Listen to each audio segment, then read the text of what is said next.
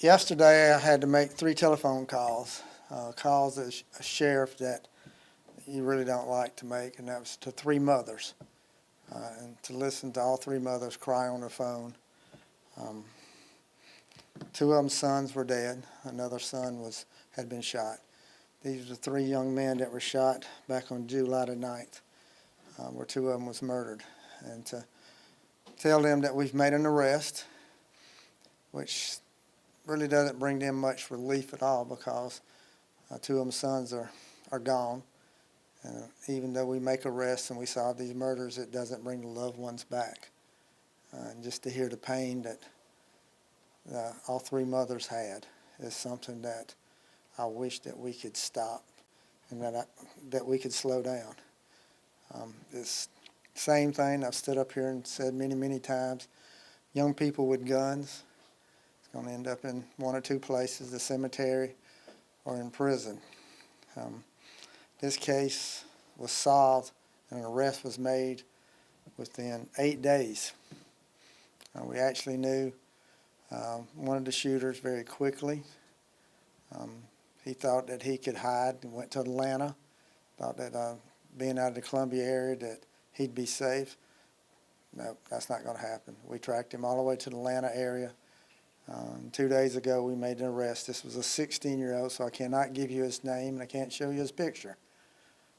16 years old, who's charged with 2 counts of murder and 1 count of attempted murder. The authorities there that helped us out, he wouldn't come out of the house. They had to go in and get him.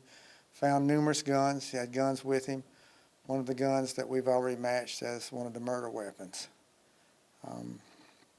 Just another sad case of young people making very bad decisions, that you end up with 2 people dead and 1 that's shot, that will suffer the rest of his life from the fact that the wounds that he's got and his 2 friends were killed. This was an ambush, just a pure ambush when they were shot. Our investigators, some of the best in the world, can't get any better than what we got. They were quickly able to determine who was involved in this. Our fugitive team gets on it and they go find them. And we've had 16 murders so far in Richland County. We have solved all 16 murders. If you go out here and you commit a murder, we're going to come get you. And it doesn't matter how far you try to go hide. You can go to Atlanta, you can go to California, you can go to Alaska. We're going to still get you. It's just, that's a fact. Our investigators and our fugitive team is going to track you down. And that's what happened in this case. We're still investigating. This investigation's not over. But I think it was important that our community know that, that someone's been arrested, someone's being held accountable for these 2 young people's dying. This impacted that whole Lower Richland community. Lower Richland is a good community. This is something that's not that typical there. But when you have 2 young people who grew up and went to school there, who ends up murdered in an ambush, then it does impact everybody in that community, not just immediate families, but the extended families, the kids who went to school with them, the kids who are in that community, the people who live in that community. It impacts everybody. So I think it's important that we do get the word out as quick as we can, and that's why I'm here today to say, well, we've made an arrest, a 16-year-old who shot 3 people and killed 2. That is the issue and problem that we've got, not only here in the Columbia area, but throughout the nation, is young people with guns. So this case will continue. We'll continue to work it, and anybody else who's involved in this, they'll get charged and they'll get fined. We'll find them. We're going to find wherever rock they're hiding underneath, we'll find them, and we'll hold them accountable too. People ask me all the time, what can we do? I was at a meeting last night with a South Carolina School Board Association, and we had the 2 school superintendents from Richland 1 and Richland 2, and the school boards from both of those districts. And the main topic that we talked about was schools starting and what can the schools do about violence. They're concerned about it. They want to do something about it. They see it. They see the impact it has on children and our young people in school learning. So they wanted to know. So we discussed quite a few things. One of the things that I told them is that, they teach math and English and science in the classrooms. Our school resource officers need to have more classroom. They need to have classroom time to go and teach life skills.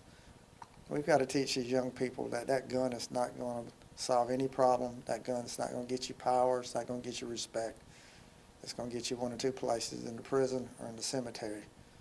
Our school boards were very receptive, and I think we'll see more classroom time for our SROs. 107 school resource officers we got in all of our schools, they make an impact. And the positive stuff that we've seen is the fact that people are now involved. People are caring. People want to get involved.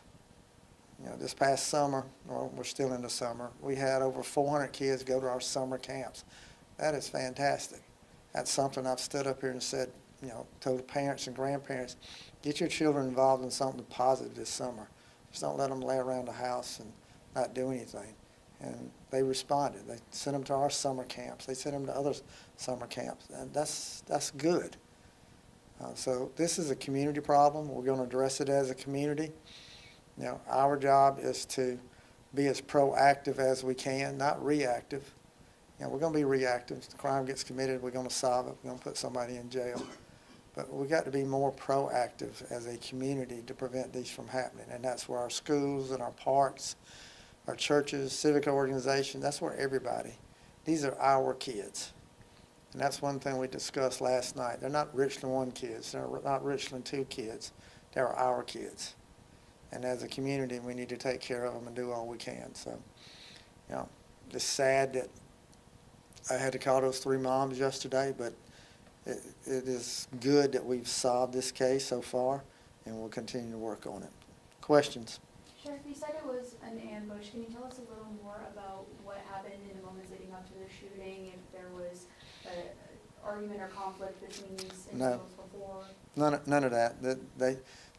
They followed them to where they were shot at, and there was only over 20 rounds that were shot. So they ambushed them. They followed them, and then when they got the opportunity to shoot them, that's what they did. Now, Sheriff, you said initially, I think the last time we reported this, that it was believed to be a drive-by. Was it still in a drive-by fashion of the ambush, or was it, Well, it's kind of hard to describe what a drive-by is anymore.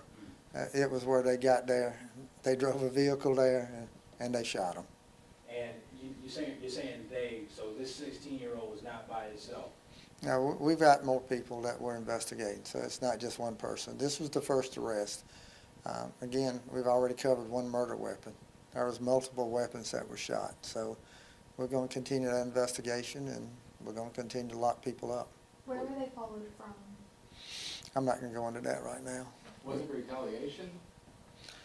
There was some retaliation that goes back for some years, and I think that's what I think frustrates adults and us, is that something that happened many years ago that just continues to fester until you end up with 2 people dead.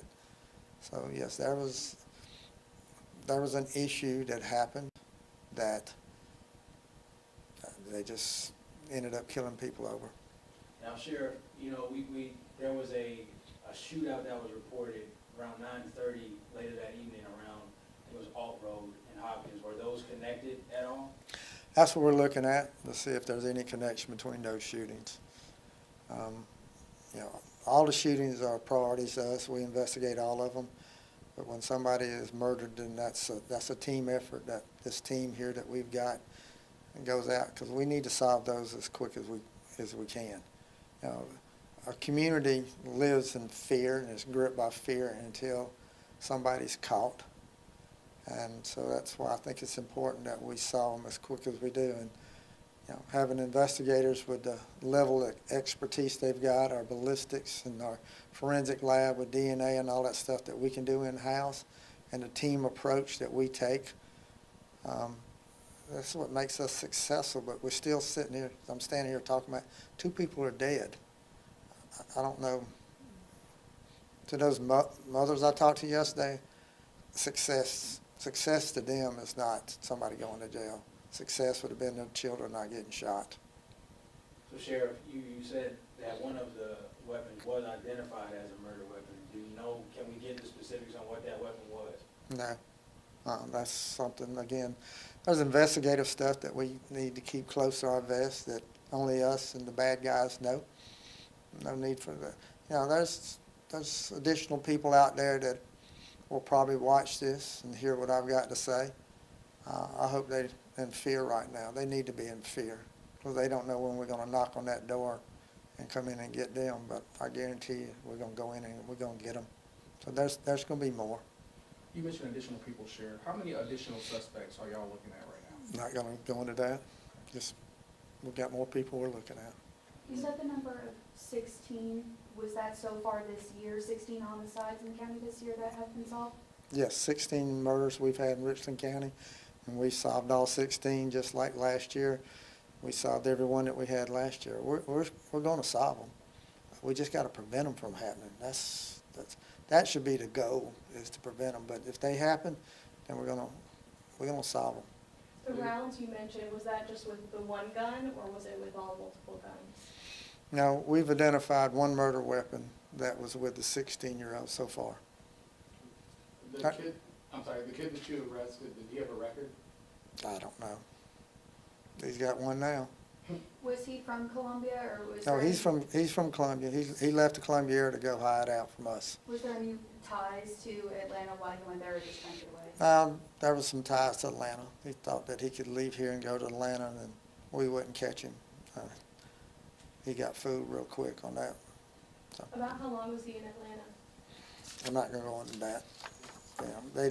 There's things that we do and that we know that bad guys don't need to know about, but just know that we're right behind them and we're gonna catch them. They lay their head down somewhere, we're gonna catch them. Thank y'all. Thank you, Sheriff.